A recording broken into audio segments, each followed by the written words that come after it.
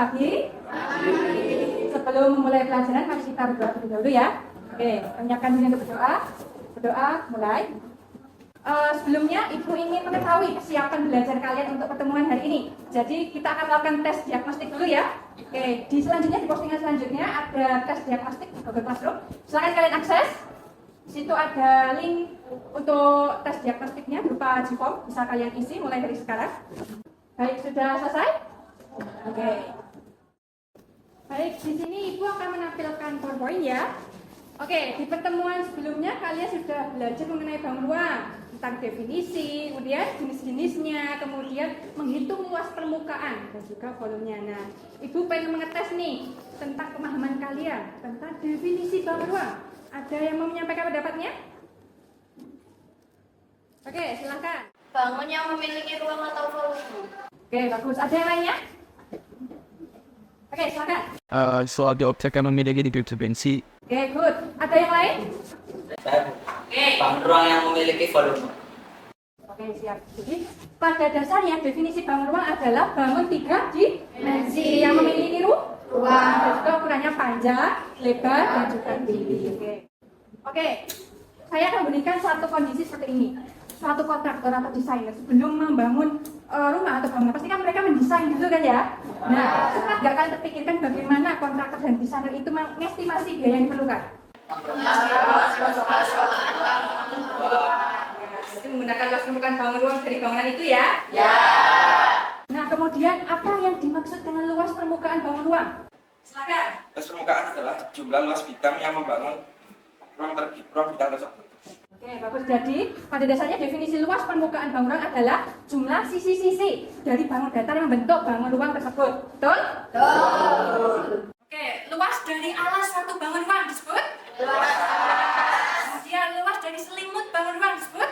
Luas selimut. Oke, dalam kegiatan sehari-hari, kapan kalian mengaplikasikan konsep luas permukaan bangun ruang? Oke, silakan. Pada pemasangan keramik, Bu. Oke, bagus. Oke, pada pertemuan ini diharapkan kalian bisa mengaplikasikan konsep luas permukaan bangun ruang pada masa kontekstual. Di sini kalian nanti akan belajar mengenai desain rumah menggunakan aplikasi teknologi. Nah, kemudian apa manfaat belajar konsep luas permukaan bangun ruang ini? Yang pertama, konstruksi bangunan. Tadi yang menjawab penggunaan cat ya. Nah, ini termasuk pada konstruksi bangunan. Kemudian desain. Saat kalian ingin mendesain suatu objek, nah kalian bisa menggunakan konsep luas permukaan bangun ruang. Kemudian pemeliharaan rumah, kalian pasti pernah ya, tembok bolong, gentengnya bocor. Nah itu kan kalian mengestimasi berapa sih luasnya untuk menambal si tembok atau atapnya.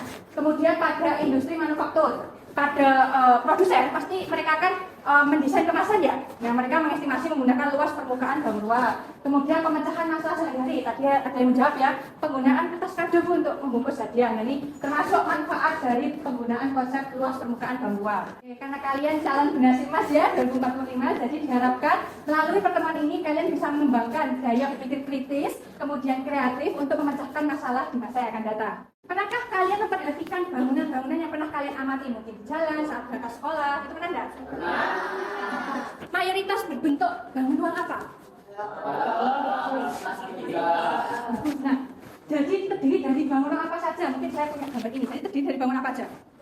Lalu sama? Bagus. Kemudian Ibu akan memberikan suatu contoh kasus ya. Kalian datang ke sebuah daerah. Nah, di daerah tersebut kalian pengen bangun sebuah rumah. Budgetnya terbatas, cuma 500 sampai 600 juta. Setelah kalian menggali informasi, ternyata di daerah tersebut tanahnya murah. Namun dengan kondisi lingkungannya rawan terjadi banjir. Nah, kemudian faktor-faktor apa saja yang mempengaruhi suatu harga tanah itu naik atau turun? Yang saya sebutkan tadi apa? Faktor lingkungan. Contohnya? Banjir. Nah, di sini Ibu meminta kalian untuk menggunakan dan mempertimbangkan berbagai aspek dalam kondisi berikut. Yang pertama, kondisi lingkungan padat penduduk, kemudian budgetnya terbatas, hanya 500 sampai 600 juta. Kemudian lingkungannya rawan banjir. Nah, di sini kalian diminta untuk mendesain rumah dengan mempertimbangkan 3 masalah. Yang pertama, kondisi lingkungan padat penduduk, kemudian budgetnya terbatas, hanya 500 sampai 600 juta. Kemudian kondisi lingkungannya, rawan terhadap banjir. Nah, kalian nanti mencari daerah atau lokasi yang ada di Indonesia yang sesuai. Ya, mungkin mirip ya dari 3 permasalahan ini. Kemudian kalian nanti juga menyusun anggaran yang digunakan untuk mendesain rumah. Jadi kalian tentukan harga bahan materialnya, fondasinya, dan lain sebagainya. Nah, nanti kalian desain menggunakan teknologi bernama Assembler Edu. Ada yang sudah tahu?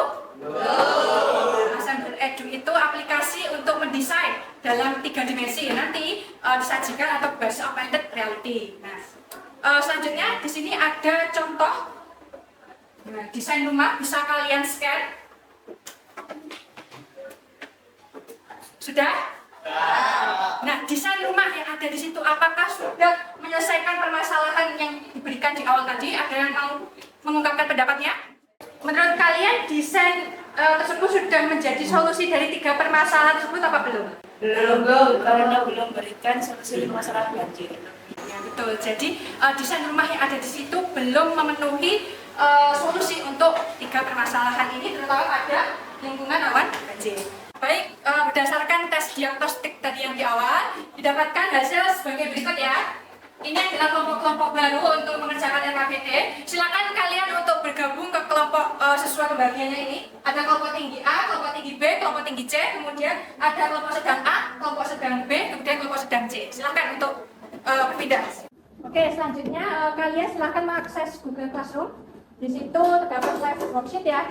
Nah, setelah kalian akses, silakan untuk mendalami permasalahan yang ada di RKPD-nya. Nah, di situ kalian merencanakan anggaran ya. Di situ sudah saya lampirkan untuk website yang kalian butuhkan. Namun kalau misalkan kalian butuh website yang mungkin lebih lengkap, silakan saya bebaskan untuk mencari website lain. Kemudian di Google Classroom juga terdapat bahan rujukan sebagai lampiran untuk elemen-elemen yang ada di Assembler Edu. Silakan untuk menyiapkan device-nya ya. Kalian menyiapkan laptopnya masing-masing. Oke. Silakan kalian mengakses Assembler Edu.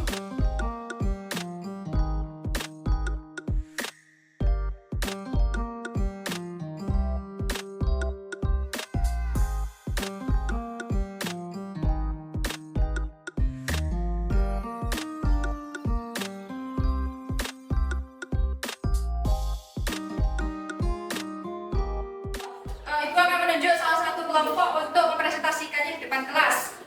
Mungkin untuk kelompok tinggi A, ya untuk kelompok 5, silakan untuk mempresentasikan di depan. Jadi kami dari kelompok 5 ingin presentasikan hasil dari karya rumah tahan banjir. Jadi yang untuk yang mau lihat hasilnya ada di web apa tadi? Assembler Edu ya. Nah, itu bisa dicek ya. Untuk rumah kami, menghabiskan 100 juta untuk intinya luas permukaannya 150 meter kuadrat, 100 juta itu untuk sampai pengangkatan. Itu seluas 100 meter kuadrat dengan depan 5 meter, menghabiskan 150 juta. Jadi total rumah kami sebesar 400 juta, sisa 100 juta untuk rooftop. Nah, jadi untuk rooftop kami menggunakan 2 kecil dan 1 besar. Itu menghabiskan sekitar 100 juta kurang lebih. Nah, sekian dari kelompok kami. Dari kegiatan yang kalian lakukan, mungkin solusi dari masalah yang kalian hadapi itu apa? Boleh ada yang angkat tangan untuk menyatakan pendapatnya? Oke, silakan. Menyelenggarakan kalau susah bangun kayak gitu tuh, kalau mau menghemat dan mereka banyakkan biaya itu lebih baik menggunakan konsep luas permukaan bangun rumah. Karena saat bangun dinding, dengan kita harus kayak dari dulu dindingnya itu biar memperkirakan harga. Bagus. Jadi melalui kegiatan ini kalian belajar banyak hal ya. Yang pertama, mengestimasi luas permukaan dari suatu bangun ruang, mendesain, kemudian kalian juga belajar untuk mengakses dan menggunakan Assembler Edu. Kemudian kalian juga berkenalan dengan namanya augmented reality. Oke, untuk menguji pemahaman kalian lebih mendalam di Google Classroom, silakan untuk diakses. Ya, di situ ada asesmen sumatif. Kalian bisa kerjakan mulai dari sekarang. Oke, sudah selesai? Kalau sudah selesai, untuk pertemuan selanjutnya, kita akan membahas mengenai bab 7, bab selanjutnya mengenai data dan penggunaan data. Oke, kita akan akhiri pertemuan pada hari ini. Silakan menyiapkan diri untuk berdoa. Oke, terima kasih atas partisipasi. Sampai jumpa di pertemuan berikutnya. Assalamualaikum warahmatullahi wabarakatuh.